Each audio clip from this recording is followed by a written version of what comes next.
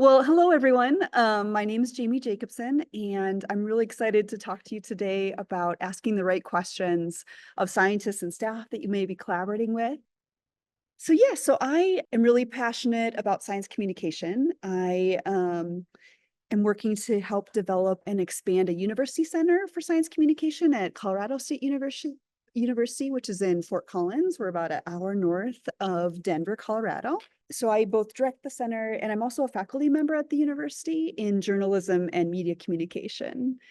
And so I came to this field in that I always loved both art and science. And I wasn't sure how to pick between them. And that eventually led me to pursue a Master's of Fine Arts in Science and Natural History filmmaking, where I did a graduate film program that taught people with a scientific background how to tell stories about science and the natural world through nonfiction film and documentary. And so I'm really I guess I would say a science communication practitioner, and I like to bring a lot of my practice in the field into both, the stories that I sculpt. And I also work a lot with scientists and with other communicators on how to go about communicating their work and their research and its importance. So that's a little bit about me. I'm excited to be working with you today in terms of, we are communication is what links us together. And oftentimes I'm working with scientists and helping them figure out how do I communicate to the communicators. So it's kind of fun to be with a group of communicators on the other side thinking, well, how do we work with the scientists to better communicate about their work? So that's a little bit about me and some background. I wanted to start with an icebreaker just to better understand a little bit about who you are and what are some of the challenges or hurdles that you faced in your work. And hopefully my presentation today will help kind of connect the dots to see like how can we address some of those through asking the right questions. All right. Well, welcome back, everyone. Thank you for sharing what you shared in the breakout groups. And I wanted to invite us as a large group to either type in the chat a brief reflection. I know this is sort of like a longer discussion, but if there are a few words or a brief, logline summary that you want to mention, or I invite you to unmute and share a highlight on something that was challenging or difficult, and we can kind of compare notes before moving back into the presentation. I can share the example I shared in our group. I work in public health and global health. And so this is my first job. I've been here for my current company for 4 years doing this. And so I've learned a lot.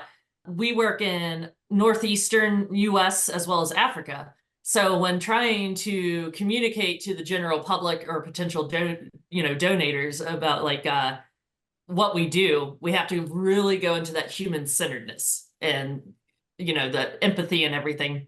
The problem is that lack of funding, lack of resources, and because everyone's in a different time zone and there's language and cultural barriers while working with people outside of the US, trying to turn something into plain language and the technical aspect of it has been challenging, but we're slowly learning more and more. If we could just even get an image of community members, of the work that we do impacting them, that alone does a lot, along with if it's even a technical brief with it. So trying to get past those language barriers while trying to correctly tell people what we're after that they understand so we could get those stories out has been our challenge. Well, that's fascinating. Thank you so much for sharing, Katie. Something that just came up this week in our company, well, our nonprofit. So I work for the Owl Research Institute, and we have, about 3,000 followers that we have emails, and we send out email newsletters to updating people on what we're doing and what we're up to. We also have some explore.org cams that are up that we put up for people to come and watch. And so we have a wide audience of different people. And what came up this particular week, I was writing the e-newsletter to send out to everyone. And we had one of our interns write an article about the great gray that we had put, or that had been on a cam, and the Explore watchers were watching. It was very exciting. And we wanted to write sort of like an article talking about the whole experience and how the season went and from start to finish and all of that. And our biologist came back and read, after she read what our intern wrote, it was very friendly and open and like, this is what happened. And we had a reband. And so it was exciting because, we were keeping track of these birds and where they came from. And it was all very exciting. But our biologist came back and said, well, we need to make sure we focus on like why we're doing this and like the more scientific nitty-gritty as to all the details of this. And I just wrote back to the intern. I'm like, I thought your story was great. It covered all the bases. It covered the human interest part of the story. And we don't want to necessarily get bogged down in all the scientific details, like this is why we do this, and this is why we measure this, and this is why we do that. I mean, in general, we can do an overview about it, but I feel like sometimes, scientists get off in the weeds about the details, and this was a perfect example of how that can happen.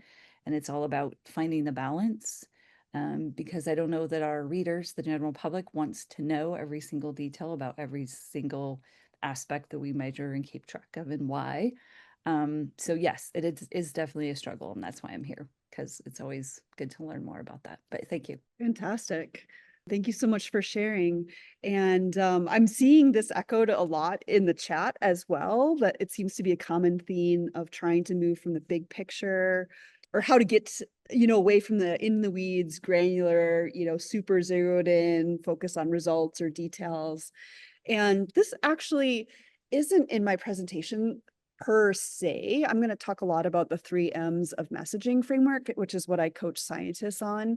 But I think for communicators, it's good to think about like, how can we frame our questions in that framework? And I'll get into that in just a second. But, one of the things that I do, and it's a little bit based on time, but before I even start worrying about asking the right questions, I feel like active listening is so important.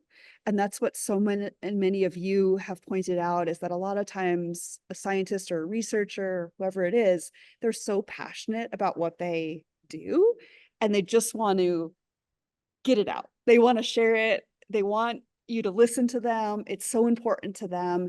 And I think just taking the time to kind of do that deep dive and deep listen with them and sort of knowing, okay, I know I need to kind of rein this in and redirect things and kind of ask the questions that are really going to get to what's going to be interesting to a larger audience, but giving them that space to kind of do that deeper dive and really just listening and honoring that, I think then can make them more receptive for when you're fine tuning and having felt like they've been heard.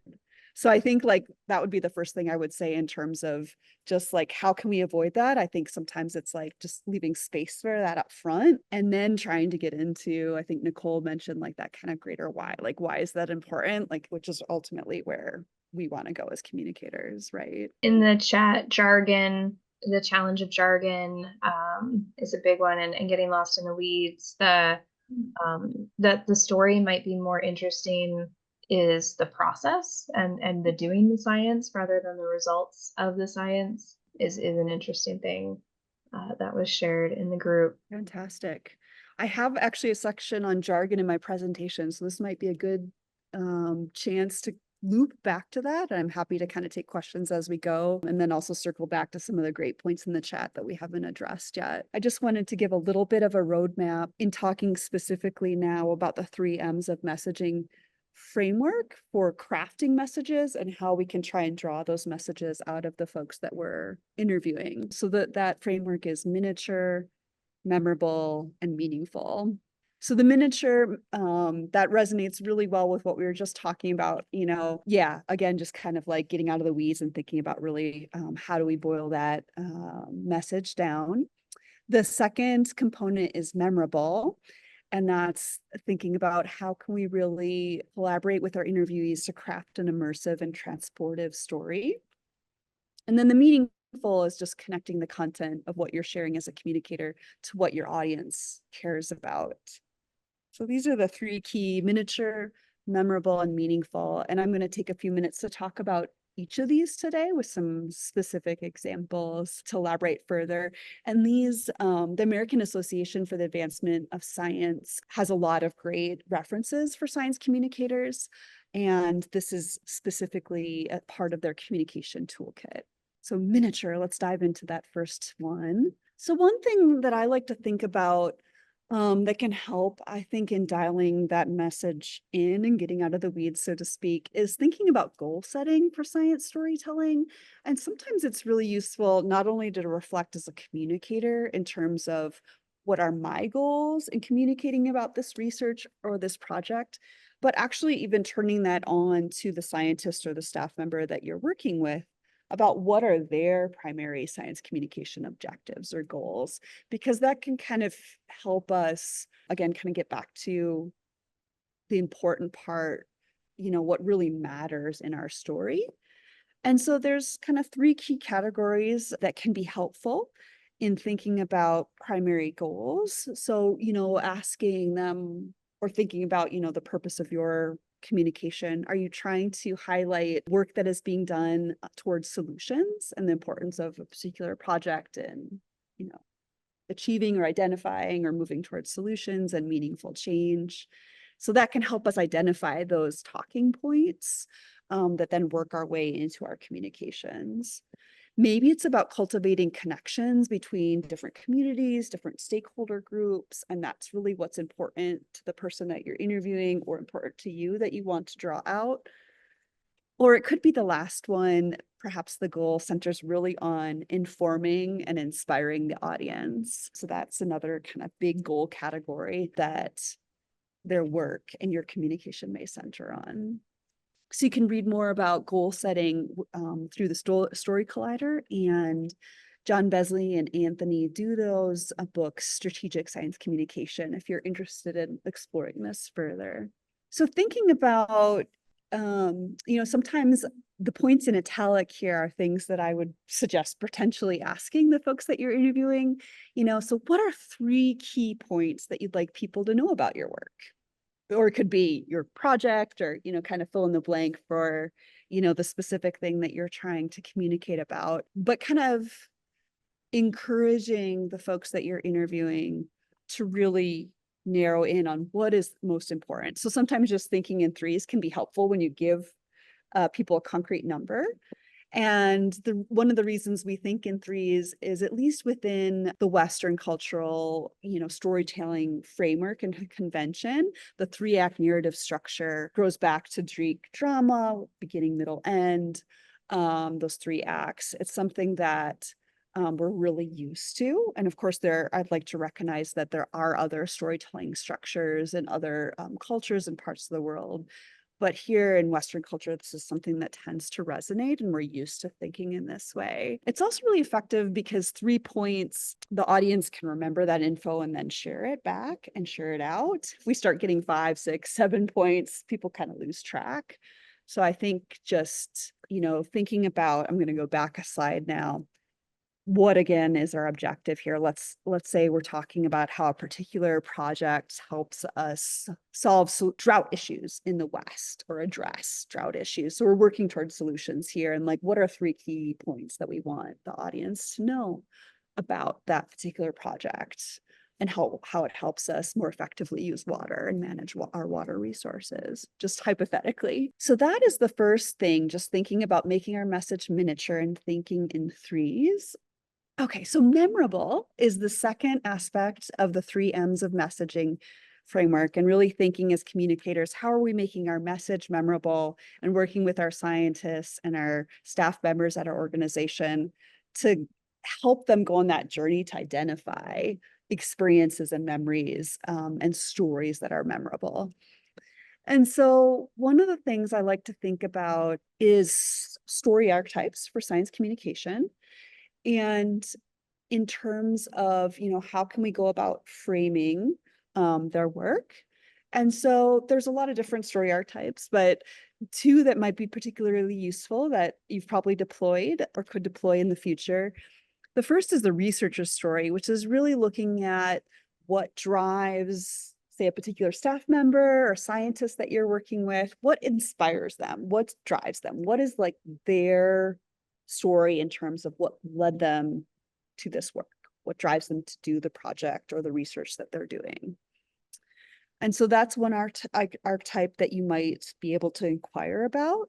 It could be a group, so it might be a research collaborative, a group like this that's, it doesn't necessarily have to be an individual. So I want to recognize that when we're thinking about what are the inspirations for the researcher as like an individual or as a group.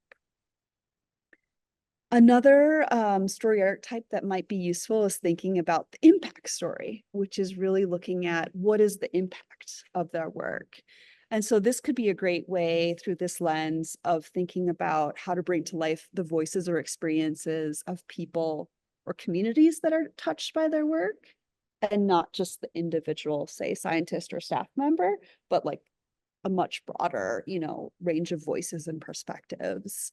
That's a particularly powerful lens that might be deployed. So just to dive into this a little bit further in terms of like, what are the right questions? How might we elicit the story when we're doing interviews? And so just kind of a question, I was just embarking, excuse me, on a podcast series at the college, as part of the College of Liberal Arts in Colorado State University, interviewing faculty about why the humanities and liberal arts are important. I think because we want to advocate for those areas as well that are under attack, if you will, and as is science. And so one of the first things we started with was, tell me about what led you to this work. Because passion is really contagious. And I'm going to need a quick sip of water, excuse me. So really asking, how did you arrive at this field? How did you arrive at this research, so to speak? I apologize. I think That's okay, Jamie. Just take a few sips. It's all right. does anyone have any questions while I just recover my voice for a second here? Or insight that they want to share related to kind of getting at the passion of like how it's, you could also think about it in terms of the origin story. Like, how did this work begin? And it's really story centered. It's away from the kind of those like nitty gritty details. It's more of the process, that personal journey, I think. And it's really compelling because everyone likes to hear like a story of like how someone got so excited about what it is that they're doing or they're studying or they're working on. So I love asking this question. There's an interesting comment here too that this particular brand of story might be really helpful for. Ariel said that, some of the people that you would consider scientists are not always seen as scientists in a Western framework. So helping those people to see themselves as experts in a field, like this is the type of, I see these being great questions to kind of draw out that story and maybe apply to that sector of folks. I don't know. That's just what strikes me. Yeah, thanks so much, Emily. I was gonna chime in because so I'm new to like the communications realm. It's like a job that I have right now while I'm doing my PhD work. And so seeing your slides, Jamie, like right now and just going through the presentation is so helpful for my brain because I'm more of like a storyteller.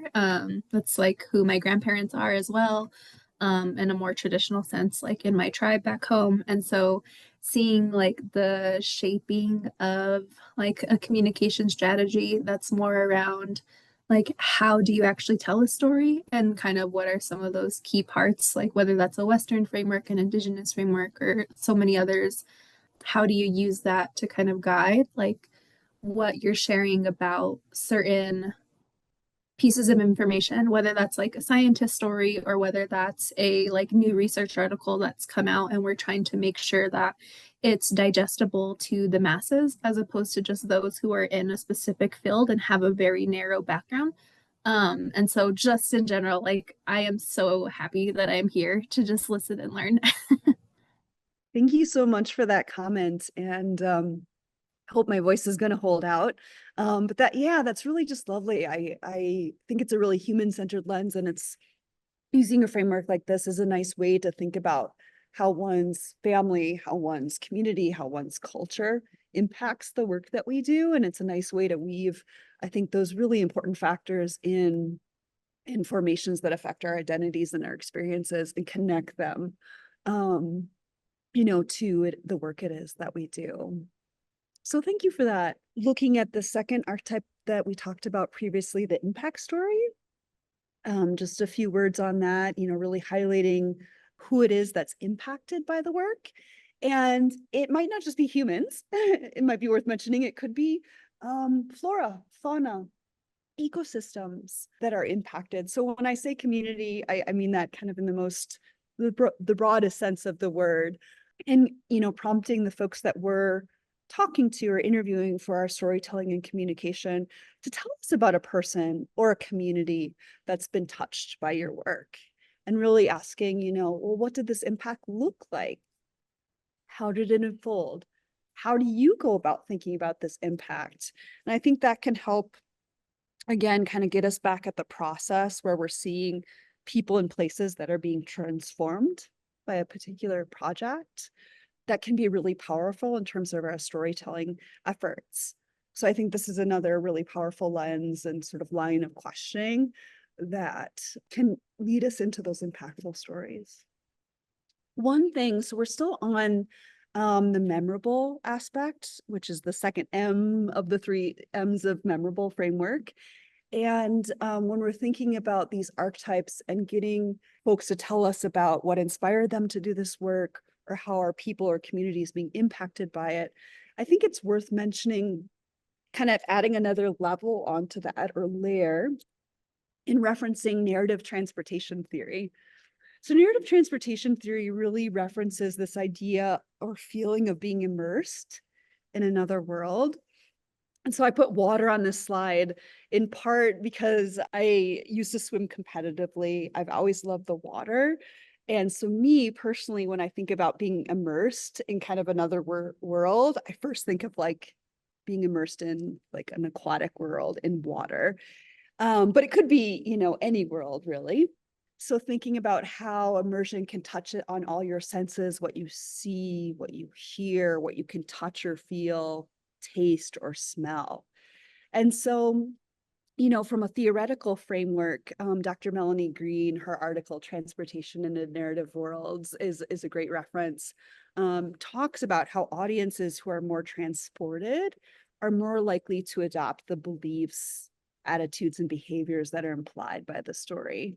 So I think that's really important now, in particular in our polarized climate, and when we're trying to communicate with people who might think very differently than we do about the importance of our work or the work that's being done at people in our organization or institution.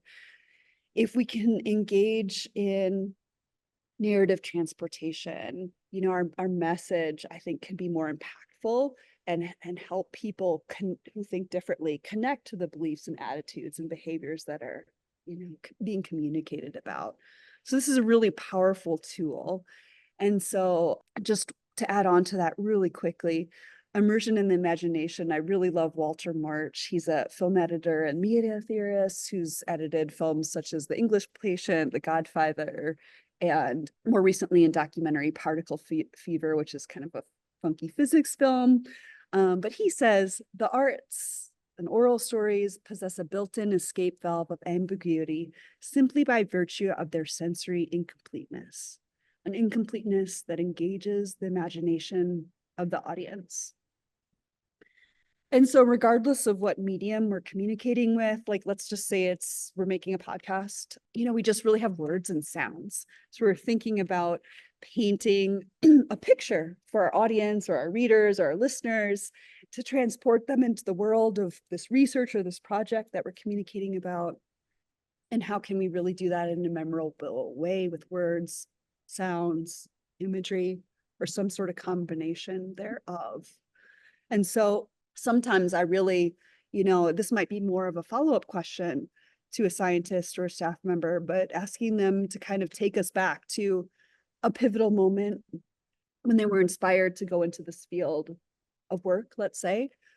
Take us back to what you saw, what you could smell, what you could hear in that particular place or moment in time, or when you saw the impact of your work on a particular community.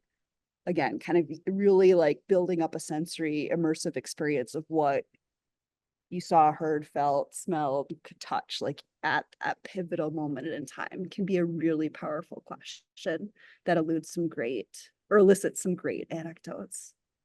Okay, so I've got one more point of the three M's of messaging framework. And I'll make this quick because we want to have times for questions and discussion. So the last one is meaningful. And this gets into thinking about making our messaging relevant. How does your work connect to people's lives? And so sometimes it sounds like from the discussion we had at the start, you're already asking this question.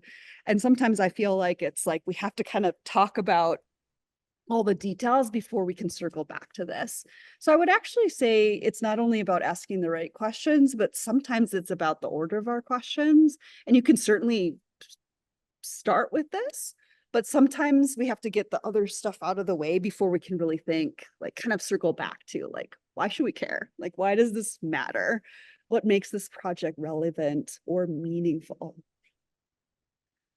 And so really quick, just a personal case study, if you will. I recently produced a 3-part film series called Hold Our Ground. And I interviewed agricultural producers, farmers and ranchers across the state of Colorado about their work engaging in soil health practices. And, we really had to think about what language we were using to make the messaging of the film meaningful for the audience. And in this case, we were looking at talking to innovators and early adopters in soil health practices and trying to encourage their peers, like other members of the agricultural community, to adopt practices that could make for more, viable, sustainable operations, if you will, agricultural production. And so this is kind of coming back to jargon and thinking about shifting language when we want to make our message meaningful and we want to encourage the people we're interviewing to communicate in an impactful way. Sometimes it's really thinking about what is that language that we're using. So that could be you working with them on refining that language so it resonates with the audience, or when you're actually crafting that language as a communicator. And so for this particular project, thinking about shifting our language from polarizing to precise, when I went in and interviewed, in this case, the producers, I didn't ask them about their work's connection to climate change because that was a term that was very, I guess, polarizing. And so I adapted my language and the language of the films to talk about it in a different way. So here in the Rocky Mountain West, we've been facing drought.